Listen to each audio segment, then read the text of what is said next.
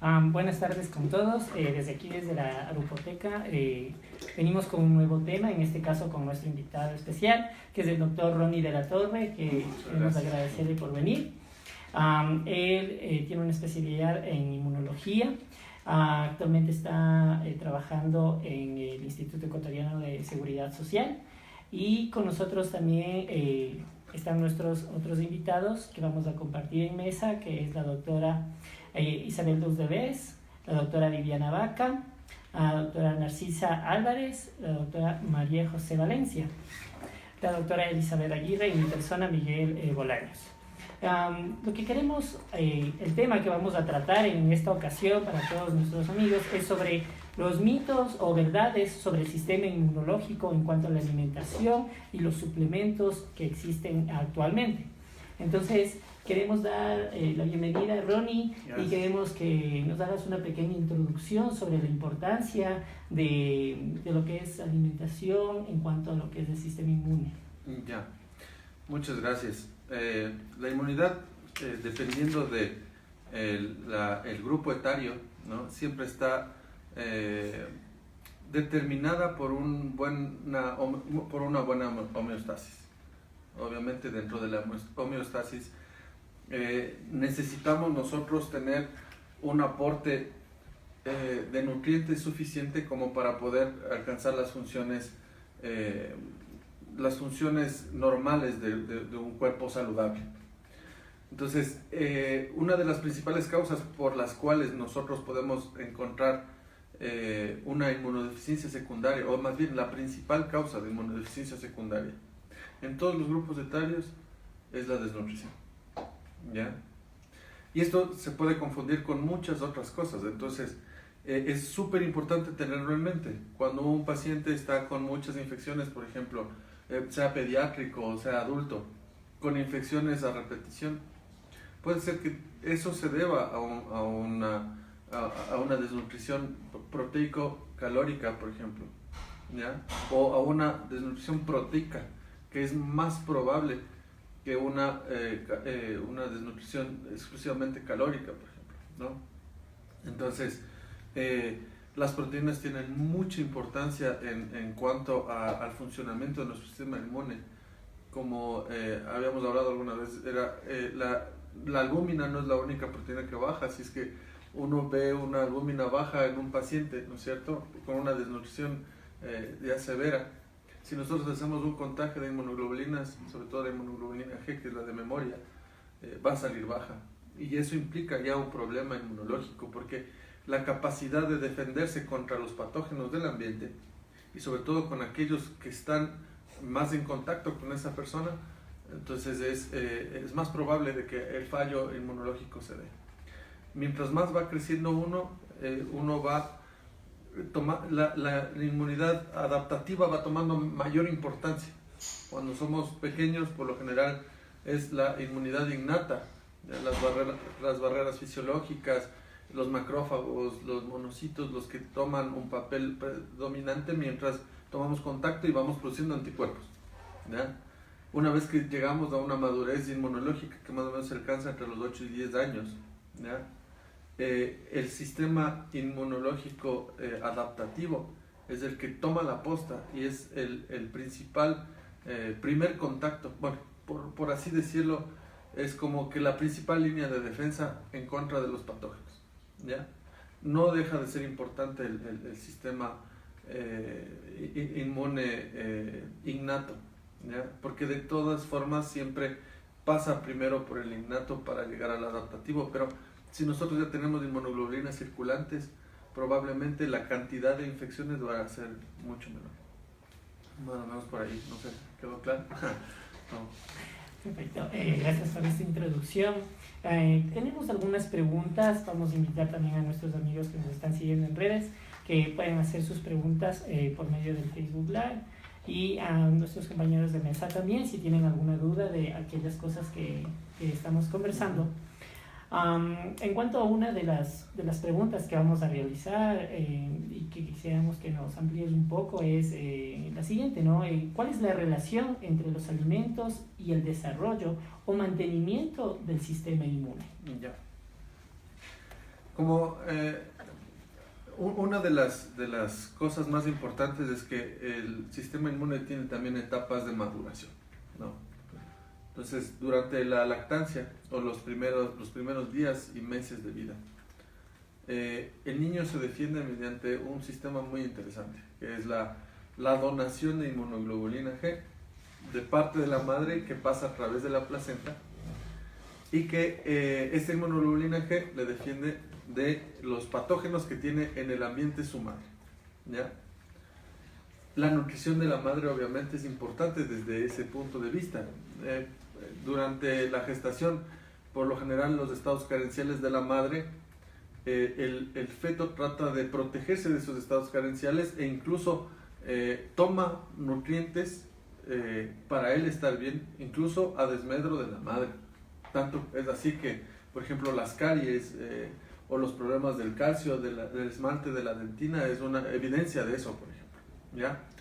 Entonces, aún así, si es que el estado es tan carencial y el niño también tiene ese estado carencial, pues las inmunoglobulinas que van a ser pasadas a través de la placenta van a ser menores. En el momento del nacimiento, la carga de inmunoglobulina G que tiene el niño es exclusivamente de la madre. Eso es la inmunidad de memoria de la madre pasada al hijo para protegerse del entorno. Cuando hay, por ejemplo, migraciones y tanto la madre como el neonato o el niño pequeño salen de su ambiente natural, probablemente tanto la madre como el niño pueden infectarse, por ejemplo. ¿Es por qué? Porque el niño absorbe esta inmunidad de memoria de la mamá. Posterior a eso, obviamente, la lactancia es súper importante. Mediante la lactancia, el niño obtiene inmunoglobulina A. La inmunoglobulina A, la función específicamente es para limitar el crecimiento de la flora que está en contacto con las mucosas, el microbioma, ¿no? Entonces, lo que hace durante la suplementación de la inmunoglobulina A es tratar de limitar el crecimiento de las bacterias que están colonizando el intestino, por ejemplo, o la misma piel, o las mismas mucosas, ¿ya? ¿Por qué? Porque esa es la función de la inmunoglobulina A, ¿ya? Más que esté circulando por sangre, es que esté en contacto en las mucosas. Y sobre todo está relacionada con el MALT, que es el tejido linfoide, ¿ya? Asociado a mucosas. Una vez que se llega a los 6 meses, por eso es que se pide que la lactancia sea exclusiva durante los 6 primeros meses. Una vez llega a los 6 primeros meses, el niño tiene que ser el que se encargue ya de su propia inmunidad, ¿ya? De producir sus propias inmunoglobulinas y de tener un sistema innato lo suficientemente competente como para defenderle, ¿ya? Y de ahí ir tomando contacto con los patógenos e ir produciendo sus propias inmunoglobulinas, ¿ya? Para eso necesito yo un aporte proteico principalmente y obviamente de otros nutrientes como vitaminas, como minerales, ¿no es cierto? El mismo magnesio se ha comprobado que ayuda a la inmunidad o a disminuir las diarreas, por ejemplo, ¿no? Entonces ayuda en cuanto al desarrollo de mecanismos de defensa, ¿ya? Pero este magnesio tiene que ver con la suplementación, sino con el pool de zinc, ¿o no? Para nada, porque en realidad lo que se recomienda es, por ejemplo, dar zinc. Bueno, claro, zinc, magnesio, todos estos minerales intervienen también dentro de la formación, por ejemplo, de los mismos linfocitos T. Intervienen a veces como cofactores, igual que las vitaminas, ¿no? Entonces, intervienen dentro de la estructura de muchas de las proteínas que vamos a utilizar dentro del citoesqueleto de estas proteínas, por ejemplo, o dentro de los mismos lisosomas, ¿ya? Las mismas enzimas. Entonces, para la fagocitosis, por ejemplo, para el procesamiento de los antígenos y la presentación de estos antígenos, ¿ya? Entonces, los nutrientes tienen que ser adecuadamente llevados y principalmente deben ser obtenidos de formas naturales. La suplementación artificial, por así decirlo, todavía no está total y absolutamente comprobada de que sea totalmente efectiva, ¿ya? Sobre todo si es que la dieta es una dieta balanceada, por ejemplo. ¿Ya? En el momento en que, por ejemplo, este niño deja de lactar después de los 6 meses e inmediatamente después se le empieza a suplementar, probablemente la composición de estos suplementos, de absolutamente todos, por más caro que sea el suplemento, pueden ya predisponer a otro tipo de patologías de largo plazo. Incluso años posteriores a la suplementación, como en la vida adulta. Se ha comprobado que aquel niño que es suplementado con leches con fórmulas, ¿no es cierto?, tiene mayor tendencia a desarrollar diabetes, por ejemplo. ¿Ya? Se ha comprobado que y diabetes tipo 2, probablemente obesidad también a partir de los 35, 40 años. El niño que recibe suplementos de leche materna o reemplazados por fórmulas de leche materna tienen mayor tendencia a, por ejemplo, tener menor rendimiento académico o a tener mayor cantidad de enfermedades alérgicas, ¿ya? ¿Por qué? Porque el contacto, o más bien los nutrientes que él va a absorber quizás tienen una interferencia en el desarrollo normal de su sistema inmunológico. El niño hasta los 8 años, como decíamos, pues va a ir desarrollando poco a poco su sistema inmune. Va a llegar a una madurez inmunológica a esa edad, donde ya la competencia exclusivamente va a depender de ese sistema, ¿ya? Y todo aquello que pase durante los 2 primeros años y de los 2 años hasta los 8 años, en cuanto a su nutrición, en cuanto a los contactos que tenga con patógenos, puede influenciar en el resto de su vida en cuanto a la competencia de su sistema inmune. El sistema inmune tiene componentes súper polimórficos, ¿ya? Increíblemente polimórficos y poligénicos, ¿ya? Es decir, tienen muchos genes involucrados y tienen mucha variedad en las poblaciones. Por ejemplo, el HLA solamente, ¿no? El HLA que está en el cromosoma 6, que tiene 3 regiones, no sé si se acuerdan de eso, a lo mejor alguna vez en la facultad vieron, ¿no?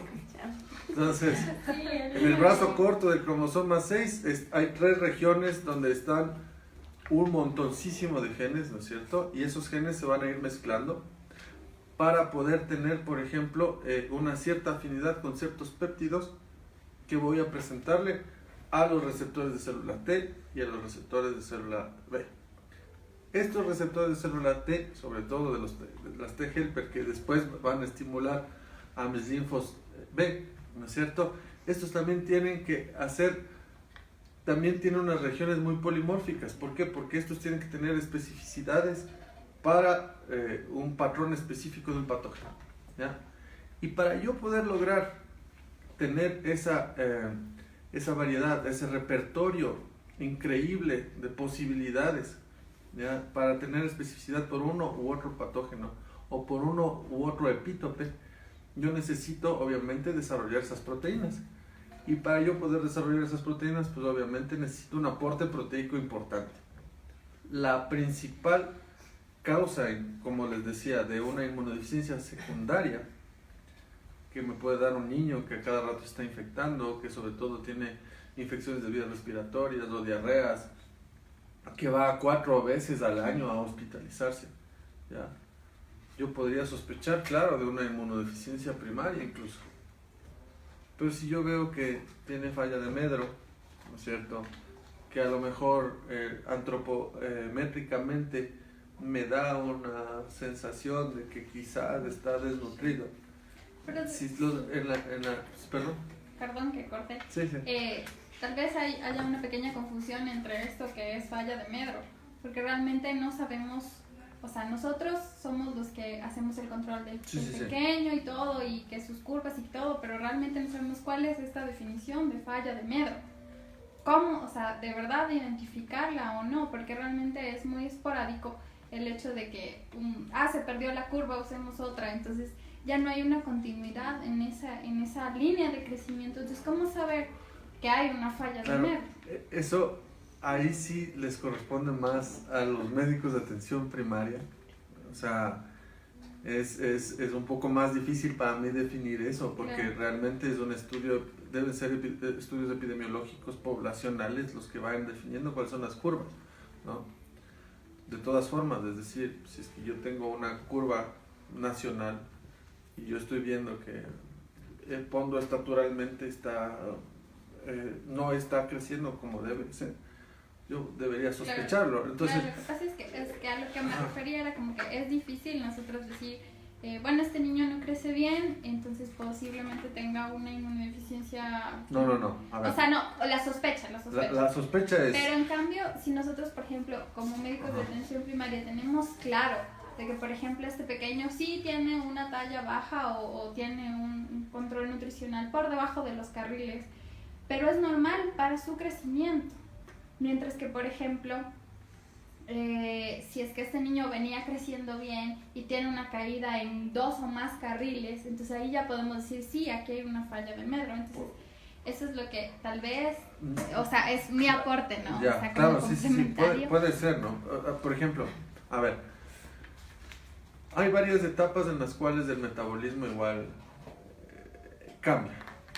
El metabolismo de los 6 primeros meses no se puede comparar con el metabolismo de los 2 años ni el metabolismo de los 6. Por general, a los 2 años baja incluso el metabolismo y los niños empiezan a dejar de querer comer, ¿no? Entonces ya es una lucha constante, y encima que los 2 años son la primera adolescencia y tienen un montón de energía y no se sabe cómo tienen tanta energía a pesar de que no comen. O sea, ya andan haciendo relajo y cogiendo los adornos y botando por todo lado y esas cosas. Entonces, ya es porque su metabolismo y su crecimiento se enlentece un poco. A los 6 años, cuando empieza a retárseles más bien intelectualmente, eso también requiere aporte calórico, y a lo mejor con el ejercicio físico que hacen mientras están en la escuela, obviamente empieza a comer un poco mejor. De todas formas, ellos comen por imitación. Psicológicamente hay otros componentes, por ejemplo, para la nutrición de esos niños. Si es que ustedes les hacen comer a los niños en grupo y todos los niños están comiendo, todos van a comer por imitación. Ustedes les llevan a la casa y entonces ya toda la familia está comiendo, él está comiendo con la familia, pero cuando todo el mundo acaba, entonces él lo único que hace es sigue dándole vueltas y viendo la televisión porque le dejaron solo en la... Esas cosas también influyen, ¿no es cierto? Es igual en el sistema inmunológico. El sistema inmunológico igual tiene diferentes tiempos de contacto, por ejemplo, con patógenos. No es lo mismo que esté en la casa los 2 primeros años a lo mejor al cuidado de su madre con un ambiente un poco más cerrado, ¿ya? Que cuando ya le llevan a la guardería y eso es típico y empieza, pero con infecciones a cada rato y todas esas cosas. Lo mismo pasa con el... sí. Si te corto un segundo antes de pasar de tema un poquito, tenemos una pregunta de Pipe Moreno que dice si el aporte proteico es importante. ¿Existe diferencias con las dietas vegetarianas por la asimilación proteica? A ver, las dietas vegetarianas, eso es muy polémico. A ver, y eso es un tema algo complicado. De hecho, hay evidencia científica que podría aportar tanto al uno o al otro lado. Pero obviamente yo tengo una postura. Yo creo que el aporte proteico, y bueno, a lo mejor va a haber un montón de comentarios en mi contra por esto, pero el aporte proteico en los primeros años de vida sí debe ser hecho por un aporte de una dieta omnívora, ¿no? Es un poco más fácil de obtener tanto el hierro como las proteínas desde las carnes, ¿ya? No estoy en contra de una dieta exclusivamente vegetariana o vegana, pero yo creo que esto puede hacerse más bien ya una vez que estemos con un sistema inmunológico maduro, por ejemplo. Entonces, pero, perdón, una pregunta con respecto a esto, pero proteínas como la caseína que se obtienen de una dieta láctea, que puede ser ovo-láctea, incluso, bueno, algunos vegetarianos, ¿sí podría suplir de la carne? Lo que pasa es que es por la facilidad de absorción en el intestino. La ovo-láctea, por ejemplo. De hecho, incluso, a ver, hay una cosa en la que sí, a lo mejor yo discrepo de una dieta omnívora, como por ejemplo es el consumo de leche de vaca. El consumo de más o menos 1/3 de la población no tenemos una producción adecuada de lactasa. Y somos casi 1/3 de la población mundial que no toleramos bien la lactosa. Me incluyo, no tenía leche en ese entonces. No, mentira. Entonces, sí, hay aportes, ¿no es cierto? Como hay aportes también muy buenos. Las dietas, por ejemplo, hinduistas, a los niños también les dan dietas vegetarianas, ¿no?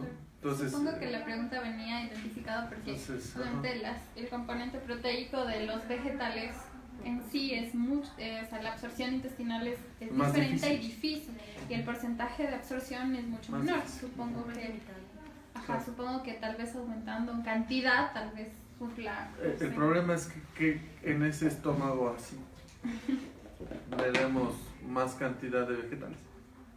Y hay un estudio de niños, porque ahora la tendencia al vegetarianismo y al veganismo es muchísimo mayor. Y entonces, no sé si hay un estudio de si esos niños que son criados con dietas veganas y vegetarianas tienen al final los mismos problemas inmunológicos y en general que todos los demás. La verdad, debo ser sincero, desconozco que haya un estudio, pero ya me pusieron tarea. O sea, voy a buscar esa información. No conozco realmente si es que hay algún estudio, pero sé que la facilidad de absorción por nuestro tipo de intestino. A ver, nuestro intestino no es tan largo como para ser vegetarianos exclusivos, ni tan corto como para ser carnívoros exclusivos, ¿ya?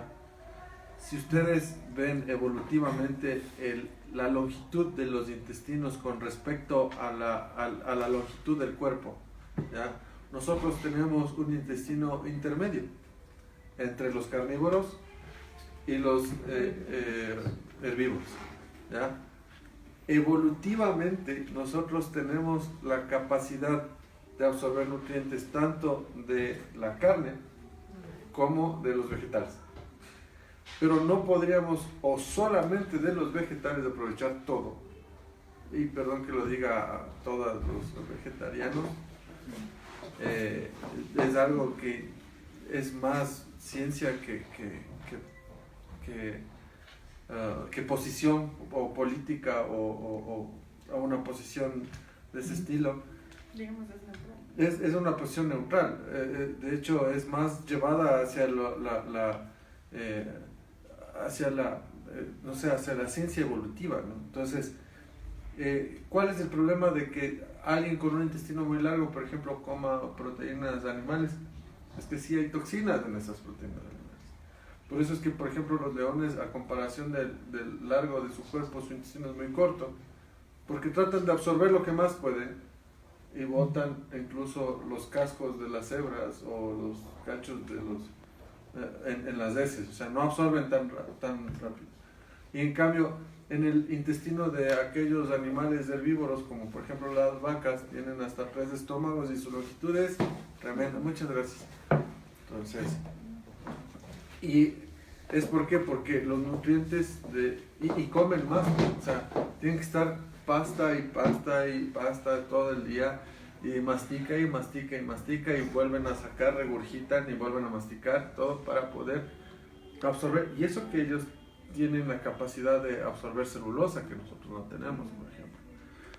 Entonces, el equilibrio entre ambos nutrientes, ese es el importante. porque vamos a absorber de las carnes lo que buenamente podamos, que de hecho nosotros absorbemos un poco más que los leones, ¿ya? Y vamos a poder absorber nutrientes de los vegetales que nosotros absorbemos menos que las vacas, ¿ya? Entonces el equilibrio entre las dos dietas, ese es el mejor aporte. Evolutivamente estamos hechos para eso. De hecho, se cree que Lucy, que fue la primera humana, ¿cierto?, dentro de la evolución humana no hubiese sido posible si hubiésemos sido vegetarianos exclusivos, porque lo que nos empezó a dar mayor nutrientes fue el comer la médula de los huesos que quedaban en las que eran los restos que dejaban otros depredadores.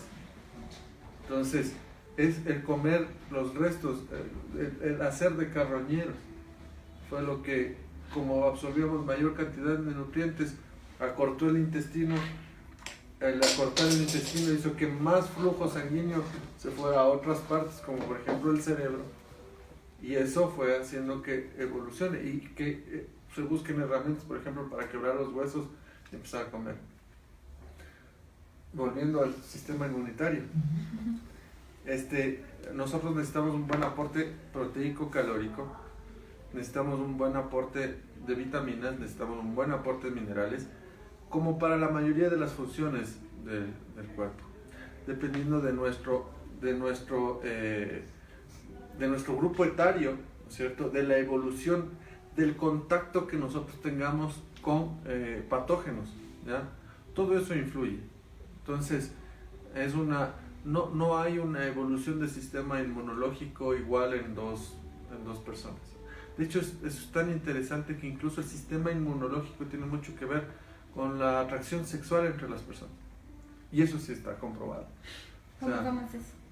por ejemplo, mientras más diferente es el HLA de las personas, la atracción física, la atracción sexual más bien, es más poderosa. Y eso viene incluso desde los olores que nosotros tenemos, o que desde las feromonas que expulsamos. Las feromonas que expulsamos las expulsamos desde las axilas, desde la pelvis, ¿ya? Y se supone que esos olores son los que nos indican que la otra persona tiene un HLA diferente, y por ende, en el momento en que nosotros tengamos descendencia con ese otro HLA, es más probable que haya una diversidad diferente y sea potencialmente más inmunocompetente nuestra descendencia, ¿ya? Hubo un estudio que se hizo en Inglaterra en donde, por ejemplo, se hizo la tipificación de HLA de algunos hombres y del mismo número de mujeres.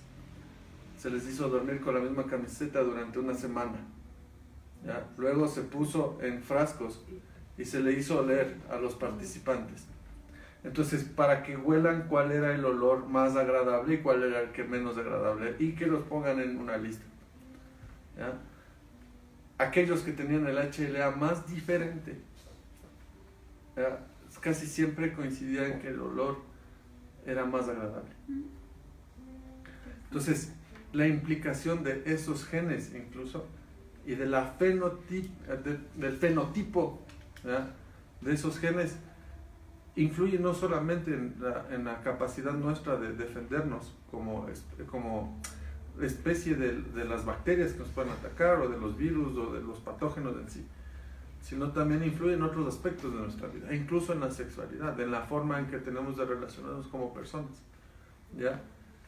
Un sistema inmune competente, ¿ya?, también nos da, obviamente, por ejemplo, hay estudios que hablan acerca de que un sistema inmune competente no solamente que te hace más atractivo, sino a lo mejor te hace que tu piel sea más lozana, y que tus características físicas no tengan tengan características especiales que pueden atraer al sexo opuesto, ¿ya?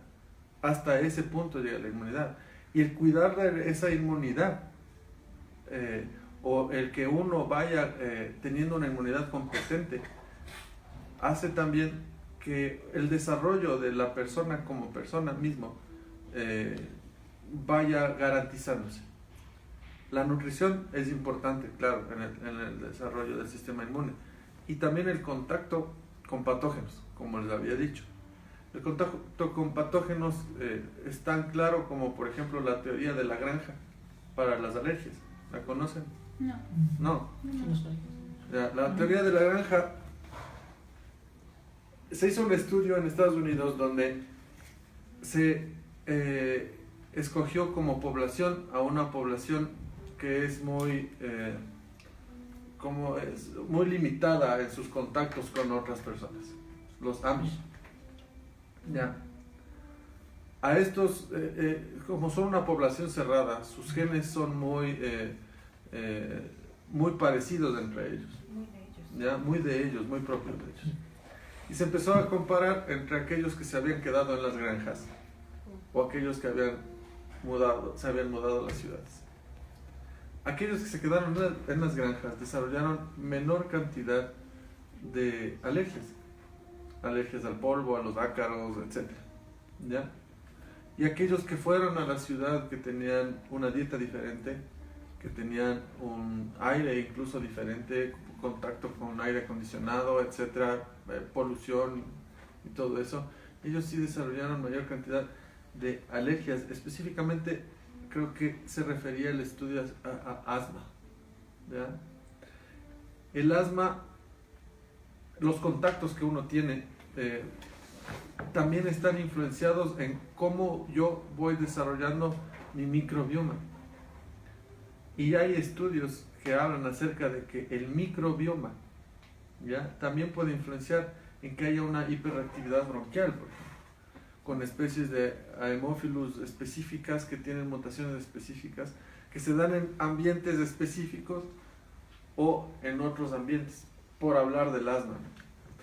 Esa es la teoría de la granja. Mientras más en contacto yo esté con animales, esté más en contacto con polvo, me ensucie como niño y tenga más contacto con patógenos, es probable que la madurez de mi sistema inmunológico sea diferente. Pero, Ajá. si tú estás viviendo en un lugar y tus papás viven en ese lugar y tú estás acostumbrado a eso, entonces estás defendiéndote contra algo que conoces. Exacto. Y si esas personas salen a los 18 años y resulta que hay un aire acondicionado que tiene todos los demás bichos que ellos no estaban acostumbrados, obviamente van a desarrollar mucho más de alergia, pero no porque no estaban en el campo, sino porque no estaban en contacto con esos patógenos. A ver, eso también es cierto, pero a lo que voy es que estas personas específicas, Sí, sí. la incidencia de casos de asma en las dos poblaciones que tenían y compartían los mismos genes, ¿ya?, se dio más en aquellos que fueron a la ciudad. Esta teoría de la granja es bueno, ya es algo antigua, si no me equivoco, pero creo que fue desde los inicios de los 2000 en donde se hizo este estudio. No es una teoría también, ¿no? O sea, no es algo totalmente comprobado, pero sí hay una mayor prevalencia de alergias en las ciudades y eso es evidente. Incluso de nosotros que hemos sido criados y que nuestros padres se criaron aquí y compartimos el mismo microbioma, tenemos mayor tendencia a tener enfermedades alérgicas, a tener atopía, a tener reacciones de hipersensibilidad de tipo 1, ¿ya?, más comúnmente porque nuestros contactos o el desarrollo de nuestro sistema inmune se ha visto influenciado por la dieta, por el contacto, por el medio ambiente, ¿no? Entonces, el estilo de vida, ¿cierto? Quizás mayor cantidad de sedentarismo, la absorción de nutrientes también está vista o se ve influenciada por nuestro nivel de actividad, ¿ya? Mientras más actividad, probablemente mis requerimientos proteicos o mis requerimientos calóricos, ¿cierto?, sean diferentes a alguien que sea como nosotros, más sedentarios, ¿no? Una Entonces, pregunta, Miguel, no sé si ya tocamos el tema de los suplementos, ¿no? Porque tenemos una pregunta, entonces... Esta dice, ¿podríamos quedarnos con la concepción de que los suplementos vitamínicos únicamente hacen problemas? Pero supongo que tiene relación con... Ok, a ver, los suplementos vitamínicos tienen indicaciones específicas, ¿ya? Una desnutrición, ¿ya?, grave o una hipovitaminosis, obviamente tengo que suplementar, ¿no es cierto? No, o si es que tengo un alcohólico consuetudinario que ha agotado sus reservas de tiamina, tengo que suplementarle. Pero una persona que tiene una dieta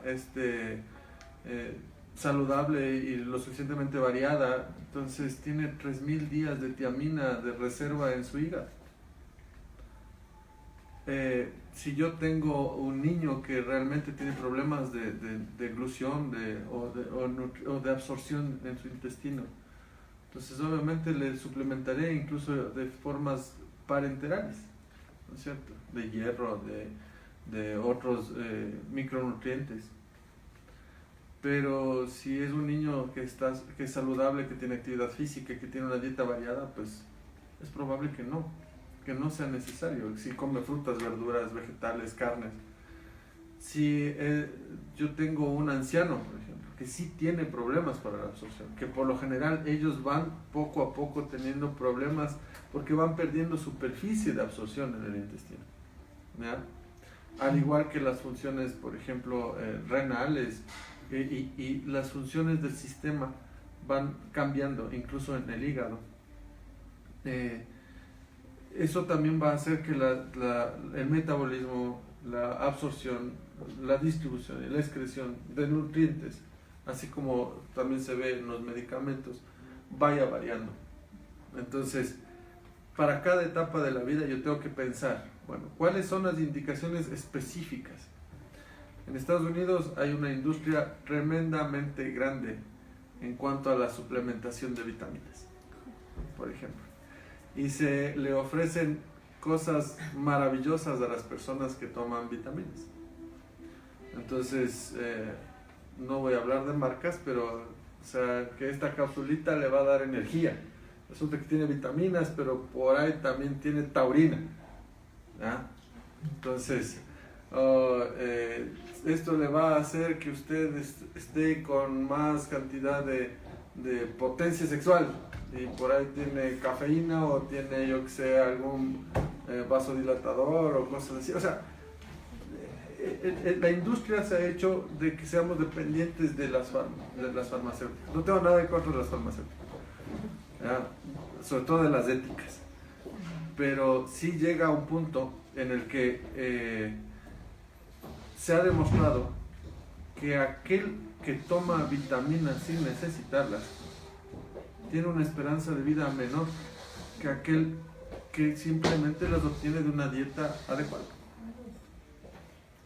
Creo que fue en Estados Unidos a mediados de los 90 que se hizo ese estudio y se comprobó que las personas que tomaban crónicamente vitaminas o suplementos vitamínicos vivían menos y se enfermaban más que aquellos que obtenían de una dieta saludable las vitaminas. Entonces, las vitaminas, como decía, o los suplementos alimenticios tienen indicaciones específicas. Hay guías específicas que nos van a permitir a nosotros saber cuándo y decidir cuándo. ¿Y estas guías son fácilmente accesibles o cómo las buscamos, cómo las encontramos? No, pues creo que es lo más difícil, a veces es muy controversial, ¿no? Las guías deberían ser elaboradas, deberían ser guías nacionales, ¿no? ¿Por qué? Porque tenemos características dietéticas diferentes. No es lo mismo, nosotros no comemos lo mismo que en Estados Unidos, o sea, En la costa.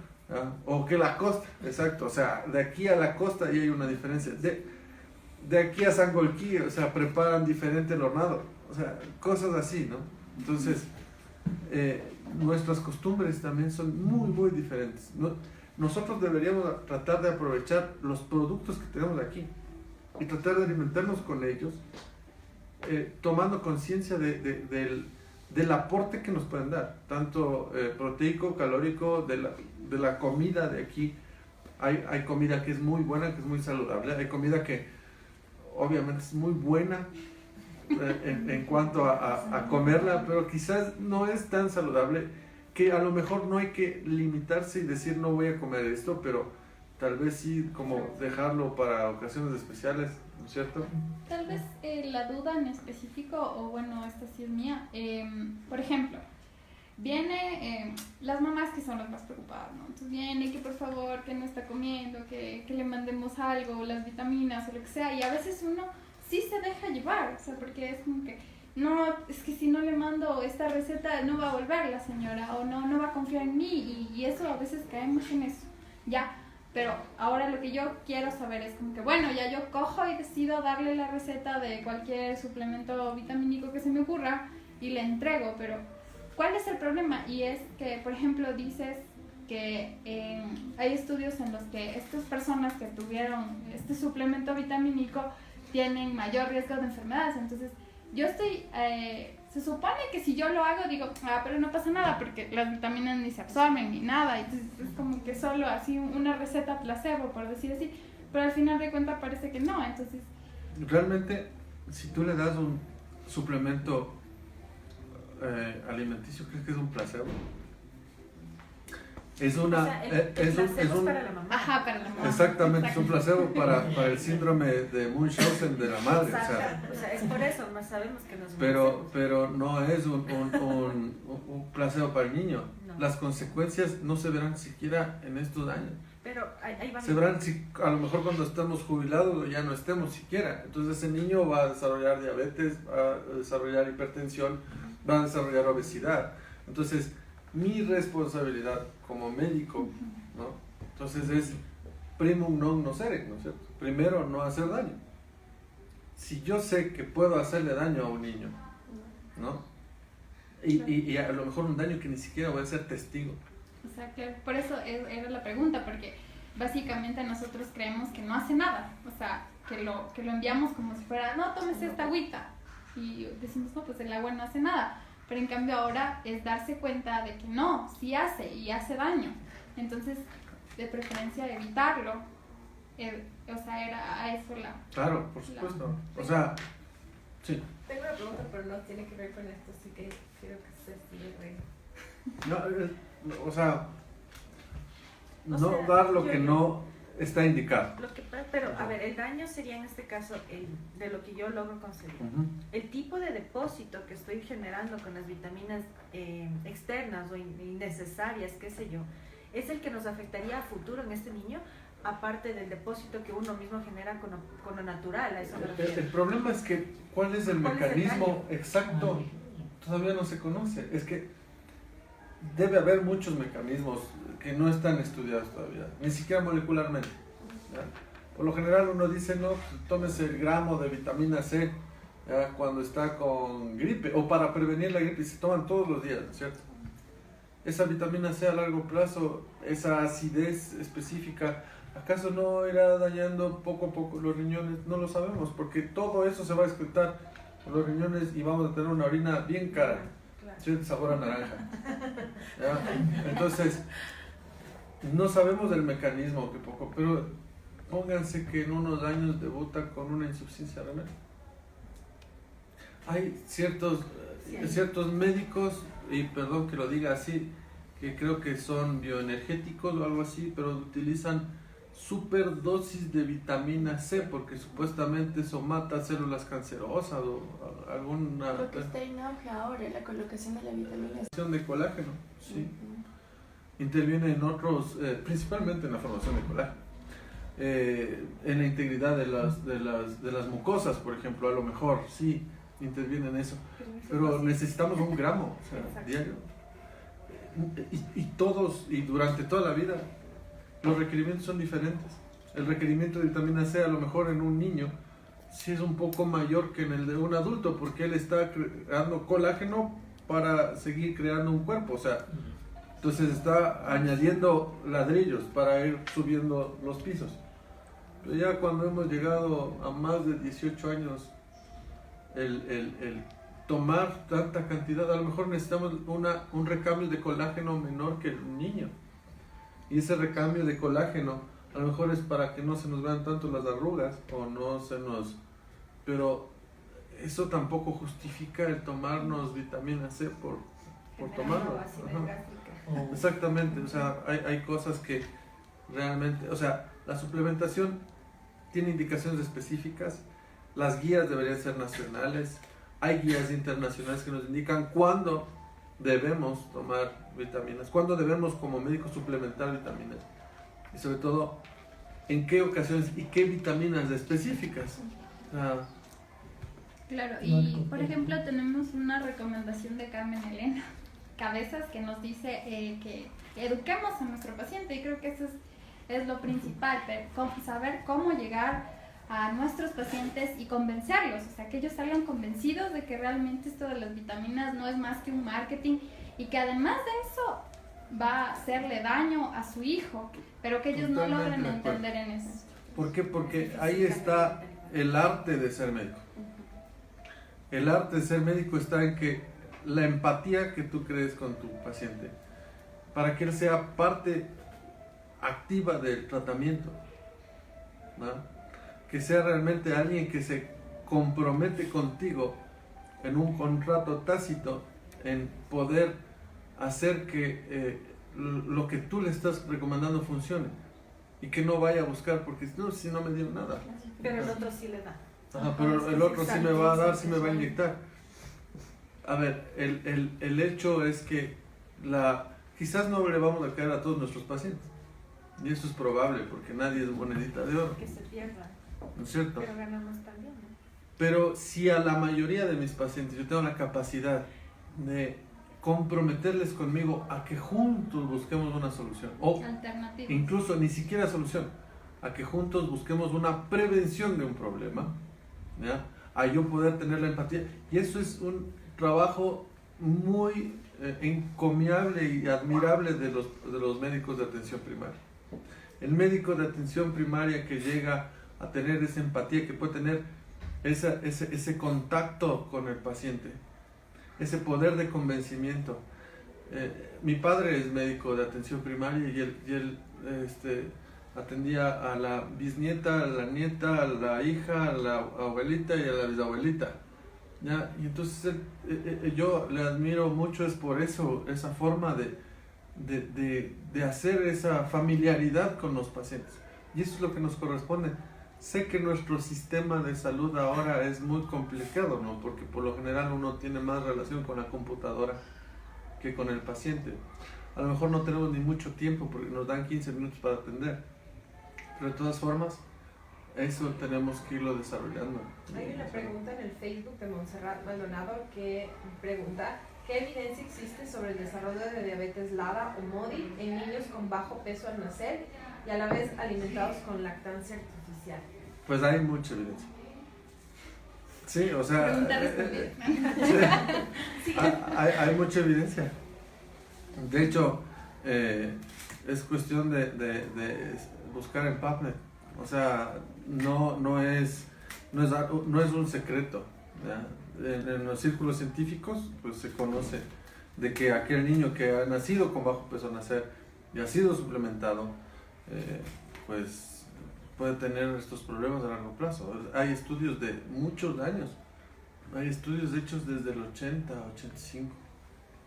Hubo por ejemplo una tendencia, bueno, no sé, hubo un gran fraude también en las curvas de crecimiento. No sé si ustedes recuerdan, había una industria muy conocida, de hecho hace muy buenos chocolates, pero también hace suplementos,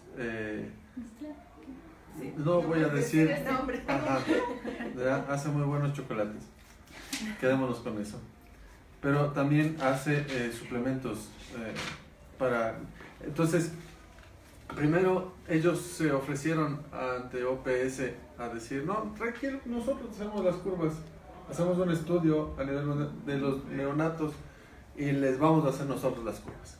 Y las curvas salían, puchicas, con una tendencia más bien a que los niños sean gorditos. ¿Se acuerdan que las abuelitas dicen, uy, está gordito, está sanito, rosadito? ¿No es cierto? Ya. esas curvas hacen que los niños realmente sean un poquito más gorditos. Y ellos proponían que para que estos niños lleguen a esos estándares, pues obviamente, aparte de la leche materna, se les suplemente con fórmula. ¿Ya? O sea, si su niño no se llena con la leche que usted le da, enchúfale el biberón. Es el complemento. Claro, complemento. Y encima empezaron a sacar una campaña en Europa. Yo recuerdo que había una revista, yo vi una portada de una revista, en donde se le dibujaba como manchas de vaca a una mujer desnuda, diciendo, tú no eres vaca, tú no tienes por qué dar de lactar. Y se promovía que no se dé de lactar. Se veía como algo más bien inadecuado, animal, o sea, como asqueroso. Incluso yo he visto ahora que hay videos en donde una madre está dando de lactar en algunos otros países del primer mundo y les dicen, oye, qué asco, haz eso en tu casa, o tápate, ¿ya? Fue porque hubo esa campaña. Entonces la idea y la tendencia era, pucha, la fórmula que igual va a crecer gordito y se va a ver rosadito y sanito. Cuando se dieron cuenta, ¿ya? Cuando OPS se dio cuenta de que estaban tendiendo la obesidad de estos niños, pues obviamente botaron a la basura esas curvas y empezaron a hacer un verdadero estudio poblacional para hacer las nuevas curvas. Se pedía incluso, o se sugería que esas curvas sean hechas nacionalmente, de acuerdo a las características poblacionales de cada país. Y entonces fue como que el cambio nuevamente a la tendencia de, chicas, denle de lactar, por lo menos 6 meses. ¿Ya? Hay uno de las enfermedades que yo veo, por lo general son insuficiencias primarias, inmunodeficiencias primarias. Hay una inmunodeficiencia primaria que es transitoria y que ocurre justo a los 6 meses, porque el niño como que no puede despegar solo su inmunidad. ¿Ya? Y eso es uno de los casos por los cuales se supo que es a los 6 meses que deja de proteger la inmunoglobulina de la madre y empieza a desarrollar solito. ¿Ya? Y eso, como digo, depende de que la nutrición sea adecuada, y esa inmunodeficiencia primaria transitoria se debe a ciertos genes, pero es transitoria y después de los 9-10 meses ya como que toma solito su camino.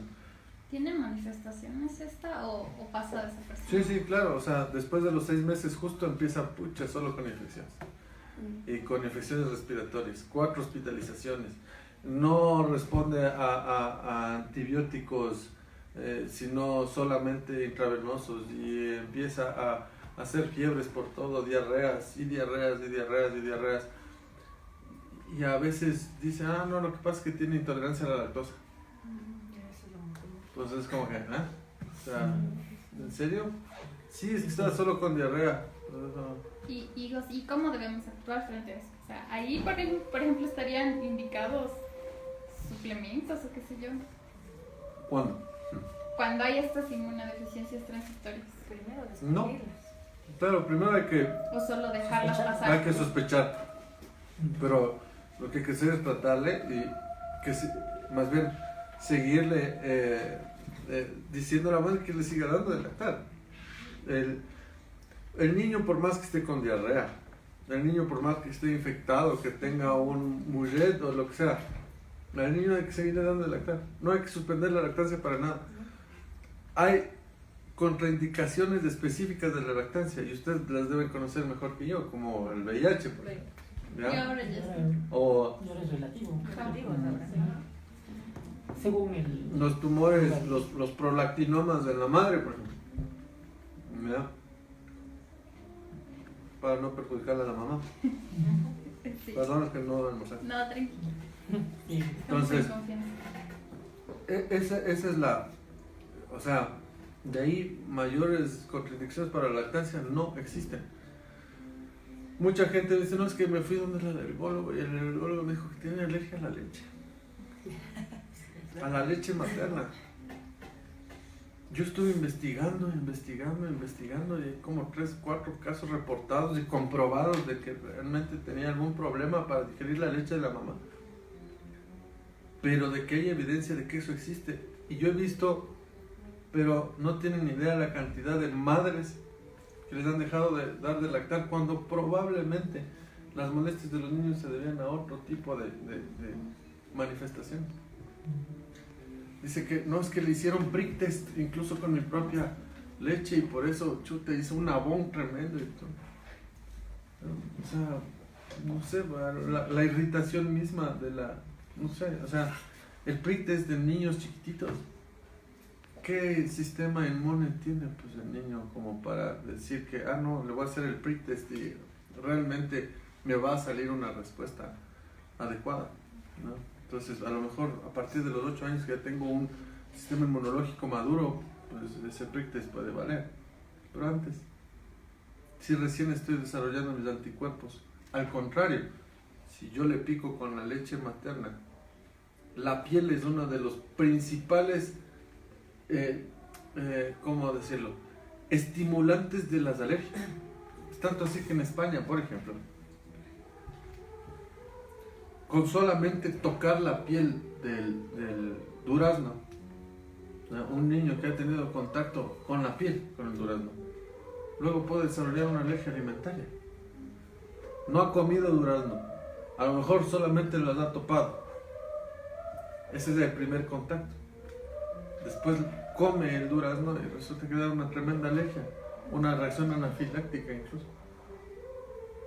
¿Por qué? Porque las proteínas que toman contacto con la piel pueden ser las que hagan la alergia. Eso se ve muy común en Europa. Isa, tú tenías una pregunta. Sí, quería hacer una pregunta que tiene que ver con los alimentos, pero ¿qué pasa ahora con la intolerancia al gluten? Ahora la intolerancia al gluten está modísima y en los últimos 5 años todo el mundo es intolerante, todo el mundo es celíaco y hace 10 años solo los europeos eran celíacos.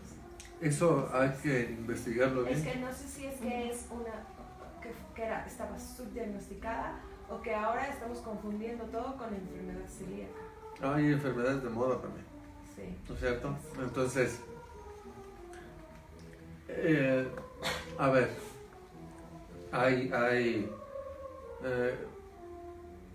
antes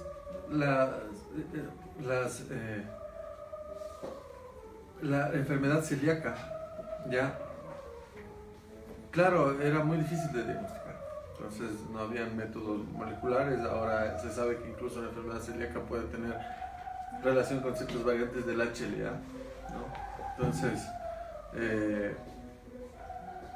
pero por lo general llegar a tanto ahora que hay tantos alimentos sin gluten, a veces dice chuta, así es que cuando como galletas, entonces se me hincha la barriga y empiezo a estar mal y me da diarrea y esas cosas. ¿No será que soy intolerante? Bueno, entonces coma galletas sin gluten. Y ya está. Entonces la gente empieza a comer galletas sin gluten y que el diagnóstico sea así, o sea, llegar a un diagnóstico molecular, genético o incluso con determinación de HLA, quizás no se llega a una enfermedad celíaca leve, ¿ya? Pero sí en aquellos que sí son celíacos y que se hacen pero pedazos por la dieta. Pues a lo mejor sí tengo que llegar a investigar mucho más. Entonces, que la prevalencia sea tan alta, yo lo dudaría. Yo lo dudaría. Una pregunta tengo aquí, no sé si sea una pregunta. Alimentación, como ya hablamos de la alimentación, en este caso de los niños, pero la alimentación previa de los padres y después cuando ya tienen su hijo, ¿tiene que ver con la inmunidad o no? A ver, por lo general las costumbres se heredan. De padres diabéticos es muy probable que los hijos sean diabéticos. No necesariamente incluso porque haya predisposición genética, ¿ya? Sino porque las costumbres alimentarias se heredan, ¿ya? Es muy común, por ejemplo, que los hipertensos, incluso sin tener predisposición genética, si los padres son hipertensos y gorditos, los hijos van a salir gorditos de hipertensos. Y tenemos que recordar que no todo es genético, o no todo es transmitido simplemente por mis genes, ¿no? O porque yo soy el padre le voy a transmitir. Las herencias también son de tipo de costumbre, por ejemplo. Entonces, si en mi casa jamás se come ensalada, y siempre es arroz con carne, arroz con pollo, arroz con pescado, ¿no es cierto? Y bueno, ya por decir que como ensalada le pongo unas 2 que 3 cebollitas y un poquito de limón, ¿ya? Entonces eso va a comer el hijo toda su vida, y obviamente cuando viva solo o cuando se case le va a decir, ¿sabes qué? Mi mamá hacía un arroz riquísimo con pescado y le ponía unas cebollitas con limón. Y esa costumbre se va a heredar a sus hijos también. Y probablemente el chimborazo de arroz va a hacerle diabético a él y le va a hacer diabético a los nietos. Entonces, que su sistema inmunológico esté alterado por déficit proteico, o porque la absorción o los aportes han sido deficientes, puede no solamente deberse a que yo como padre le heredo a mi hijo, sino que puedo yo estarme malnutriendo y malnutriendo a mis hijos. Ese es un punto de vista, ¿no? Otro punto de vista es claro, durante el embarazo, el aporte de la madre es súper importante. Hay gente que se dedica específicamente a ver la nutrición durante el embarazo, ¿ya? E incluso cuánto tiene que subir para que la madre recupere su peso. Eso es una de las cosas que puede hacer más atractivo esto de que la nutrición sea tomada en cuenta durante el embarazo. Por lo general, después del primero o segundo embarazo, las mujeres suben mucho de peso. Y a veces es por las costumbres que tenemos como sociedad acerca de la alimentación de la madre. Es que tiene que tomar coladita para que le salga leche, ¿no es cierto? Para que salga sanito, bueno, hay muchas cosas, ¿no?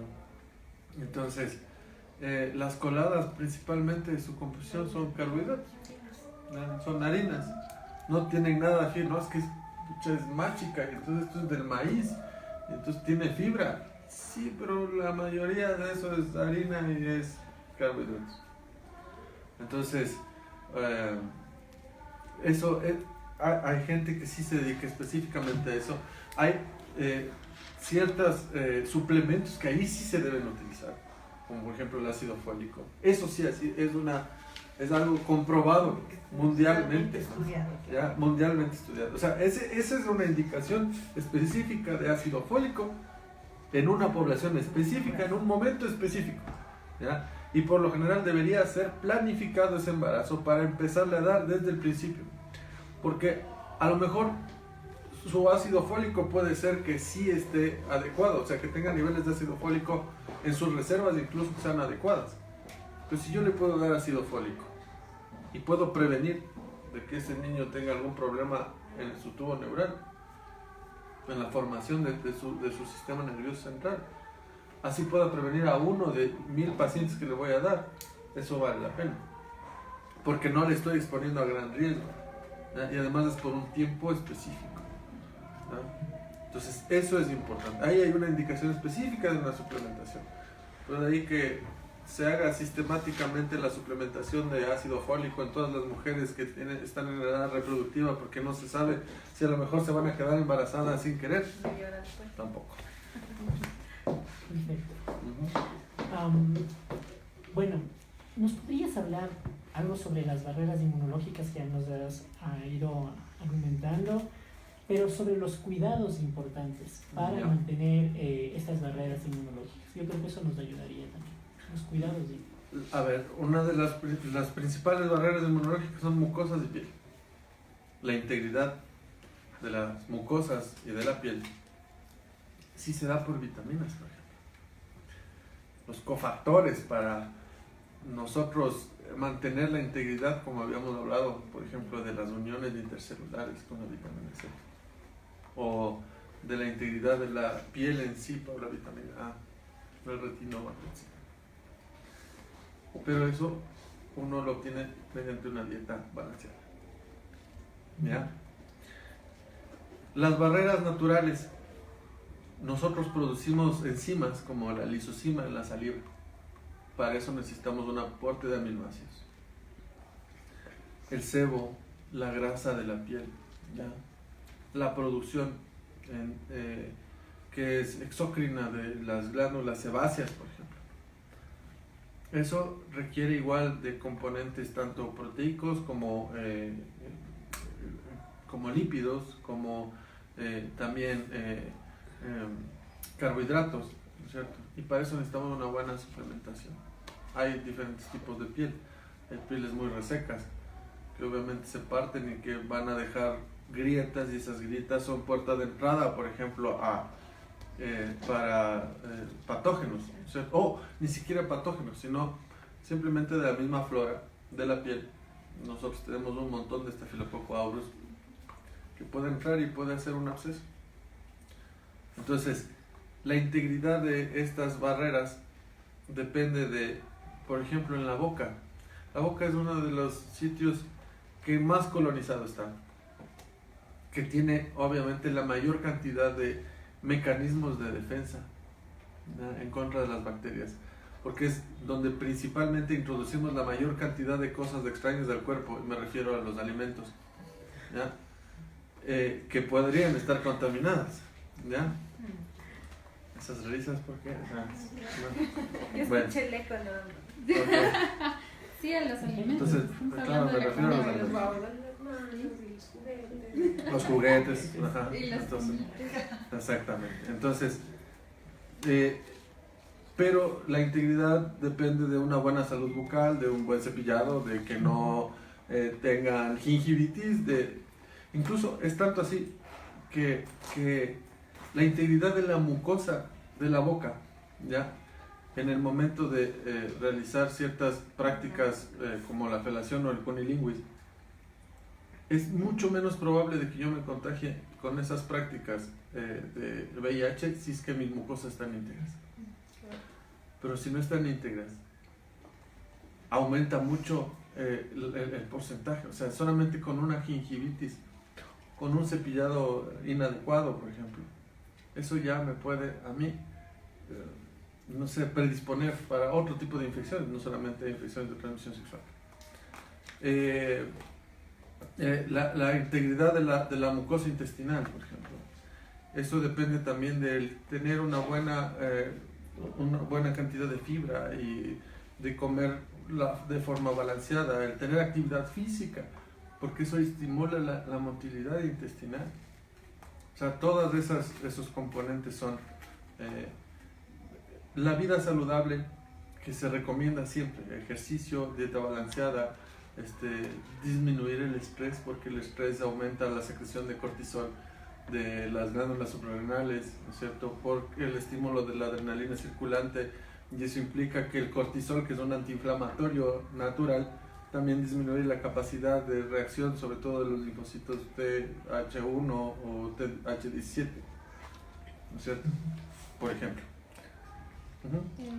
Sí, bueno, yo creo que para no alargarnos más, vamos a empezar a hacer algunas conclusiones. Sería muy bueno que en nuestras próximas reuniones podamos más bien tener un aporte porque es muy fácil decir, ¿sabe qué? Como bien, haga ejercicio, vaya y viva vida sana. Pero hacer eso es muy complicado, y nosotros deberíamos estar no sé si decir deber, de saber cómo explicarlo, porque decirle a alguien que vaya a hacer ejercicio físico no es nada fácil. Decirle que coma bien es muy difícil. Entonces nosotros deberíamos adquirir esas destrezas, porque al final como que es una gran conclusión de todo esto. O sea, una adecuada alimentación es el título grande, pero cómo hacer que las personas lo hagan bien y no sea una dieta, sino un hábito saludable que ellos adquieran y no abandonen. Por ejemplo, no almorzar un paquete de galletas. Básicamente. Entonces, Muy bien. Entonces, ¿cuáles serían tus recomendaciones para las personas que nos están escuchando, para los médicos que están en todos los tipos de atención y que pueden ven a esta familia que está llegando, ¿no? Como tú dices, hablamos, y se tocó el tema de las familias. Y cosas cortas, muy cortas, ¿qué sería recomendable decirles? Para los médicos de atención primaria, primero, mi admiración, mi respeto. Son la base fundamental del sistema de salud. Yo creo que es encomiable los esfuerzos por ir potenciando a esta especialidad generalista, ¿no? Entonces, donde se tiene que ver de forma integral al paciente. Hay que tener mucha conciencia de que, claro, es a veces difícil el poderle decir, ¿sabe qué? Haga ejercicio, o irle guiando, ¿no? Al paciente de haga ejercicio, coma saludable, sino que, como decía anteriormente, es el arte del convencimiento, de poderle hacer parte al paciente de de la intención de uno. No hay que hacerlo desde el punto de vista a lo mejor no sé, coma saludable, haga ejercicio 30 minutos pasando un día y ya. Porque no lo va a hacer. Es como, ¿sabe qué? Muy bien, vamos a tratar de hacer ejercicio para que su sistema inmunológico funcione, explicarle bien al paciente el por qué estamos haciendo esto, el que la comunidad incluso se integre a los esfuerzos del médico. A veces el trabajo extramural tiene mucho que ver con eso, con el hecho de participar con la comunidad, que la comunidad se integre. Y una vez la comunidad se integre, es ahí cuando participa el paciente, porque ve que no es el único. No son esfuerzos aislados, ¿no? Y esto puede ser algo que a lo mejor, no sé, es una sugerencia y me imagino que ustedes lo conocen más. El hacer el trabajo comunitario estimula a que todas las personas participen en la salud de su comunidad, de que todas las personas se integren a la salud. Somos seres que necesitamos del contacto con otros seres humanos, ¿ya? Somos seres que necesitamos de estar en comunidad, y el tener una buena inmunidad incluso depende de que lleguemos a convencerle a nuestra comunidad, a los pacientes que están en nuestra responsabilidad y a sus familias, a que sus hábitos saludables pueden hacer que tengan una vida larga y saludable, que no tengan que visitarnos por enfermedad, sino quizás más por amistad. Qué bueno, muchas gracias por esas palabras. Creo que estas invitaciones, en algún momento podemos seguir hablando de muchos temas importantes como estos, y queremos agradecerte A ustedes más bien por la consideración y haberme invitado. por esta cabida que nos has dado acá, a todas las personas que también han estado con nosotros en mesa, y que creo que hemos aprendido muchas cosas, otras cosas los hemos concretado, y vemos que en conclusión también, como decía, es importante, ¿no?, ver la parte alimenticia, ejercicio, pero en el contexto, ¿no es cierto?, en el contexto de la persona que se encuentra al frente, en el contexto de la familia, porque ellos llevan una cultura, unos hábitos de mucho tiempo, como lo decías, el abuelo lo pasa al hijo y el hijo al nieto, ¿cierto? Entonces, cuando estemos en eso, ver esta parte para concretar todo lo que vamos a dar a nuestro paciente, a nuestras familias y a la comunidad, como bien lo mencionabas. Muchas gracias. No sé si tienen alguna también. ¿No? Ok, muchas gracias a todos por compartir este espacio, y nos vemos en la próxima reunión. Pueden sugerir sus temas también de interés que quieran tratar. Por ejemplo, ahorita quedan dos, que es la prescripción adecuada de nutricional y la prescripción del ejercicio, que tampoco es nada fácil, y que yo creo que en eso no estamos muy bien instruidos, y además que no tenemos la cara para hacerlo, porque no es que nosotros salimos de aquí a tratar. Entonces, empezar por nosotros, claro. Entonces, esos dos temas nos quedan pendientes. Igualmente estamos pendientes de ver si podemos tocar un poco el tema de inmunodeficiencias primarias, que es importante para nosotros sospechar de ellas y poder orientar un diagnóstico y referirlas, porque como bien decía Vivi, las cosas que están fuera de nuestro conocimiento no podemos decir, o sea, no podemos identificarlas porque no conocemos de ellas. Entonces eso sí es muy importante. Entonces muchas gracias a todos, y hasta una próxima ocasión.